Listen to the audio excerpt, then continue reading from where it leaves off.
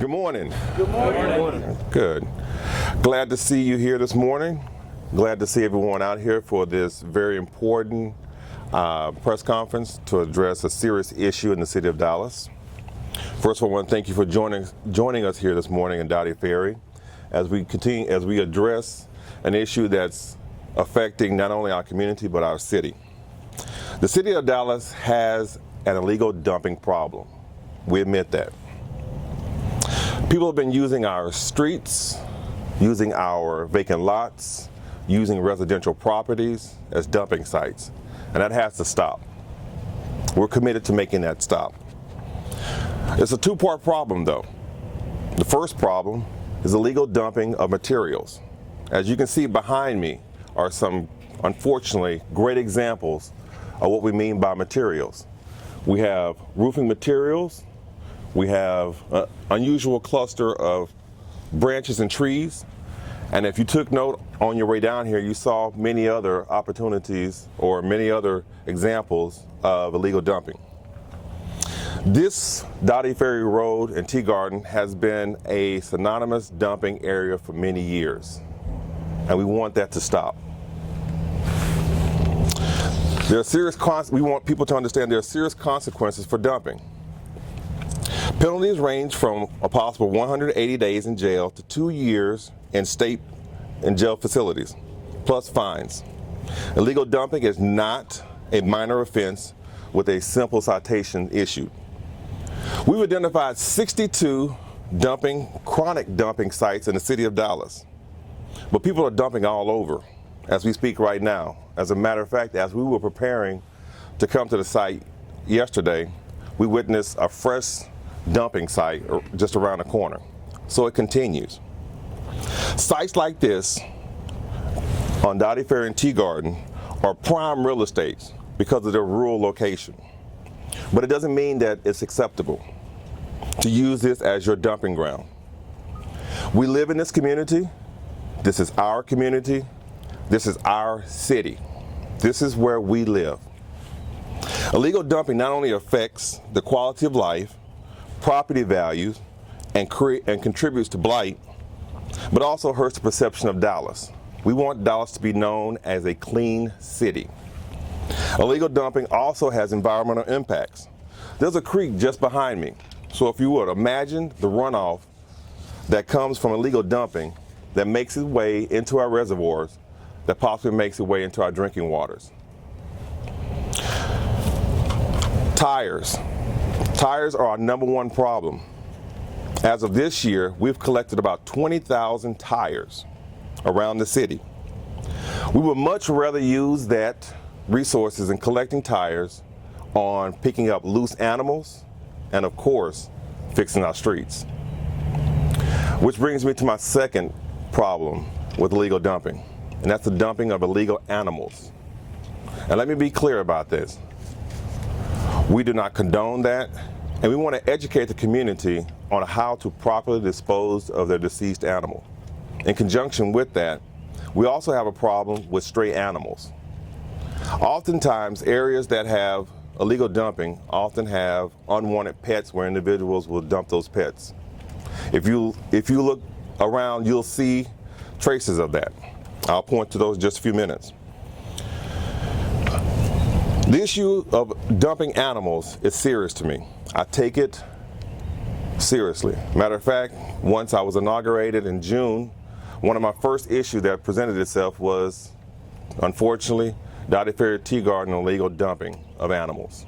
Ever since then, I've been working feverishly to resolve this problem, and that's the reason that we're here today. Our community is speaking up and speaking out about this. As I drive the district, it breaks my heart to see a dead animal that's been hit by a car. And oftentimes, those are a result of individuals, pet owners, that have discarded their animals and they no longer want to take care of them. We have to educate those individuals on how to properly give up custody of their animal so that that animal may have the opportunity to be adopted to a family that's loving, that will take care of them. We've also learned that many of our residents don't know what to do when their pet dies. Unfortunately, some have resorted to dumping their dead animals in locations like this. As a matter of fact, as we were setting up, we saw remnants of that at this very site. That's unacceptable. In some cases, we've identified that those animals have died because of neglect and abuse. I can tell you that we're making changes to the way that we handle animal response. As you see standing behind me, we have a leadership from the city departments that have the greatest involvement in this issue. And as I go around, just raise your hand. We have the city marshal, code compliance, sanitation, Dallas Animal Services, 311, the Dallas Police Department. These departments have been collaborating for the last 6 months to develop strong protocols and training in the handling of dead animals.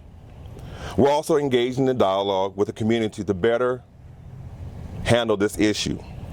So what is our solution? Well, one, we've launched an educational campaign called DallasPets.org, and that's DallasPets.org. PET stands for Pet Education Through Solution. We're determined to educate the community about how to properly dispose of their pets and materials so that illegal dumping becomes a thing of the past in the city of Dallas. We provided you all with some fact sheets as to how the community can mitigate illegal dumping in the city of Dallas. We need the community, and let me stress this, we need the community to be our eyes and ears. We can't be everywhere, but you can. So we ask you, if you see a person standing on the side of the road in a vacant field and they're dumping materials, call 911. Don't let them just do this and get away with it. We need for you to give us a description of the vehicle, a license plate if possible, and a description of the individual so that we can aggressively prosecute those individuals for their actions. And if you come across a site that has evidence of illegal dumping and no one's there, then we ask that you call 311 or use your 311 app or iWatch, Dallas Police Department iWatch app to report it. And we will have someone from those departments that will take care of it accordingly. So in conclusion, the city of Dallas is not a dumping site. Let me be clear. The city of Dallas is not your dumping site. It is where we live. It is our town. Whether you're throwing out a cigarette or 100 tires, it's illegal. It hurts our environment, and it could send you to jail as a result of it. We're aggressively pursuing illegal dumping. We've placed about 50 cameras around the city to enforce this. As of April, we have arrested 20 individuals for illegal dumping. If we can get the community behind us and provide us information, then we can hold those individuals accountable. So what we need for the community to be engaged with us and have this concern so that we will eradicate illegal dumping in the city of Dallas. And we once again can make the city of Dallas a beautiful place for all. Right now, I'll turn it over for questions, and I ask the individuals, as we answer the questions, if they will come up and introduce themselves. Hi. You have information here about the landfill, and then it's a free service. You have to present a water bill and a driver license, but you can't take tires and different. Are there restrictions on what you can take to the landfill? You actually can. Kelly High, I'm the Director of Sanitation Services, and so you actually can. This last year we made it available to where citizens could bring tires, up to 8 tires a year, to one of our transfer stations or to the McComas Bluff landfill. Again, bring a water bill and your driver's license, and we'll take those from residential customers. 8 a year? 8 a year. Okay. Mr. Wilson, you mentioned 62 sites. Why are you here? I am here because of twofolds. This is one of those areas I spoke before that not only represents dumping, but because of the history of this particular location. Since I was knee-high to a grasshopper, if you will, I've always known about this area being a dumping site. So I wanted to start here with this location, making the point that we're sick and tired as a city and that we want to do something about it. Plus, it also incorporates the second piece of illegal animal dumping. So it's a twofold. Of those 62 sites, are any of them north of North Park Mall in the city of Dallas? Like to, Yeah. yes. I don't believe any of them are. I'll have to look at the list, but I don't believe any of them are north of North Park. So is it fair to say that most of your dumping challenges for the city of Dallas reside in the southern and western sections of the city? And I think that's because of the rural nature of these areas. They're undeveloped, or like this stretch of roadway, there are no residents actually facing the road to witness what's going on. I'm Chief Paul Answer from the Dallas Marshal's Office. What do you do when your dog dies? Well, okay, Mr. Kelly. If you have a pet that's deceased, you can call 311, and the city has a service where we'll do a pickup for your deceased pet. Or you can also take it to one of your veterinarians or Dallas Animal Services, their shelter. They'll take your deceased pet as well during their operating hours. I have a question. My name is Jeremy Boss. I'm a citizen of Dallas. I was talking about when your dog dies, you can put it in a bag, you can call 311 and put it out in the front of your house, and 311 will come pick it up. Do y'all search for animal cruelty? I mean, instead of a lot of these people that we find these dogs here, they're thin, they're emaciated, they got collars embedded in their neck. If they drop their dog in the front of their house in that bag, is anybody going to look in that bag, or is sanitation just going to grab it and throw it in the trash? Okay, great question. As a matter of fact, I spoke a little bit about that. From those sightings of picking up animals, we are and have changed the way that we go about doing that and training our first responders, if you will, our sanitation workers, animal and cold individuals, to be able to identify, do a preliminary assessment of the animal to determine if there is anything other than mistreatment that may have caused the animal to die. So you say in the bag will be opened, they will check to see if emaciation, embedded collars. That hasn't been. Okay. So at this point, Microchips. we do scan for microchips, Yes. but obviously if we're getting it from a resident, then it's their pet, right? And so That if we do doesn't come across an animal that's a deceased animal in the right of way or something like that, we do scan them for microchips. If we find a microchip, we take it to Dallas Animal Shelter for them to do follow-up. And so that's the case. Also, if we see that there's some indication that something may be amiss or that there's been cruelty, we'll do further investigation, and then we call Dallas Animal Shelter or the animal control folks to do further investigations. Okay, so sanitation is going to be trained to open up the bags. Well, again, maybe not in every case, and so, but it has to be something that if we see something that looks. How can you see something in the bag? We can have a discussion about that further, about whether or not we would want to open up every bag from a homeowner and the sensitivities that are involved around that. Right. But certainly when we're on the sides of the road and see animals like that, we do investigations and we turn that over. And so we've been trained. We've worked with Dallas Animal Shelter. They've come out and done training for our folks that do the dead animal collections. So we're actively trying to get better at what we do and look at different ways, and we'll pursue all those options. Okay. I just want to just quickly kind of go back to your question. One of the areas that's District 8 in particular, it's 56 square miles going from west to east, has a lot of rural areas. So unfortunately, what we see in those areas of dumping and animal dumping as well are areas that are rural and vacant. That's why we made a point to come to a rural area to kind of give a prime example of where you will see these type of activities. It's my understanding that starting at the beginning of the year that the FBI is getting involved with animal cruelty. Will you be reporting animal cruelty reports to them? You want to talk about how we're going to talk about reporting, how we're going to go about doing that in the future? Deputy Chief Paul Stokes, Southeast Division. So the FBI, they're collecting statistics regarding animal cruelty. Okay? But will you be participating? Yes. Yes, we'll provide them the statistics. And to kind of piggyback off your question, one of the things that I want to stress as we do in the southern sector, and a lot of the southern sector council are really concerned about stray animals as a concern, is the reporting out. One of the things that we don't do, and I think that as a city, we don't do a good enough job of reporting out what we find. And that's one of the things that I want to make sure that we do going forward, is that we report what we find so that the community knows what's happening, knows that we're addressing it, is it's not just something that's happening and we're not addressing. So look for those as we do our code sweeps, as we do our animal sweeps. Look for us to report out what we're finding, citations, animal surrenders, things of that nature, so that we can be as transparent as possible about what's happening in an effort to educate the community, one, on what they should do, and educate the community to know that, yes, we are watching and we do care about it.